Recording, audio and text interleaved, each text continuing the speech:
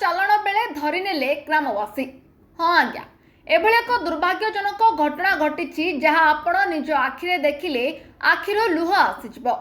ଆମ ହିନ୍ଦୁ ଧର୍ମର ରାକ୍ଷୀ ପୂର୍ଣ୍ଣିମା ହେଉଛି ଗୋମାତା ପୂଜନ ପଦ୍ଧତି।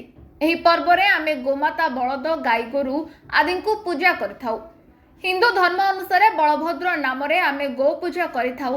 ହେଲେ ସେହି ଗୋମାତାଙ୍କୁ କାଟି ମାରି ଗୋମାଂସ ଚାଲାଣ କରିବା କେତେ ଦୂର ଯଥାର୍ଥ ତାହା ଆମେ ଭାବିଲା ବେଳକୁ ମୁଣ୍ଡ ଖରାପ ହେଇଯାଉଛି। ଘଟଣା ହେଉଛି ପୁରୀ ଜିଲ୍ଲା ନିମାପଡ଼ା ବ୍ଲକ ଅନ୍ତର୍ଗତ ଧନୁଆ ପଞ୍ଚାୟତ ସୁନୁଗୋରଡି ଗ୍ରାମରେ ସ୍ଥାନୀୟ ଗ୍ରାମବାସୀମାନେ ଏକ ଗୋମାଂସ ଗାଡ଼ିକୁ ଜବତ କରିଛନ୍ତି। ମୁସଲିମ ସମ୍ପ୍ରଦାୟର କିଛି ଲୋକ ରକ୍ଷାବନ୍ଧନ ଦିନ ବହୁ ସଂଖ୍ୟାରେ ଗୋରୁ ଗାଈମାନଙ୍କୁ କାଟି ତାର ମାଂସ କଲିକତା ସହରକୁ ଚାଲାଣ କରୁଥିଲେ।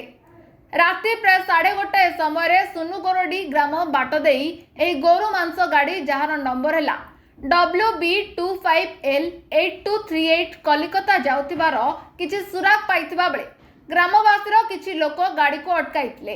ନିକଟସ୍ଥ ଗ୍ରାମ ରୟଡ ବଜାର ଅଞ୍ଚଳର କିଛି ଗୋରୁ ବେପାରୀମାନେ ଏଭଳି ଅମାନୁଷିକ କାମ କରୁଛନ୍ତି ବୋଲି ପ୍ରମାଣିତ ହୋଇଛି। ପାଖାପାଖି 40ରୁ 50 କ୍ୱିଣ୍ଟାଲ ହେବ ଗୋରୁ ମାଂସ ଖଣ୍ଡ ଖଣ୍ଡ କରି ବରଫ ଦେଇ ଜରିପାଲ ଘୋଡ଼ାଇ ଗାଡ଼ିରେ ବୋଝେଇ କରି ଚାଲାଣ କରୁଥିଲେ। ଦୁର୍ଭାଗ୍ୟବଶତଃ ପବିତ୍ର ରକ୍ଷାବନ୍ଧନ ହୋଇଥିବାରୁ ଗୋମାତାଙ୍କ ନିଶ୍ୱାସ ପଡ଼ିଗଲା।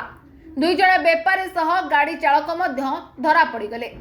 ସେହି ସମୟରେ ନିଜ ବାଇକ୍ ଛାଡ଼ି ଗୋରୁ ବେପାରୀ ଜଣକ ଦୌଡ଼ି ପଳାଇଗଲା। ଗ୍ରାମବାସୀଙ୍କ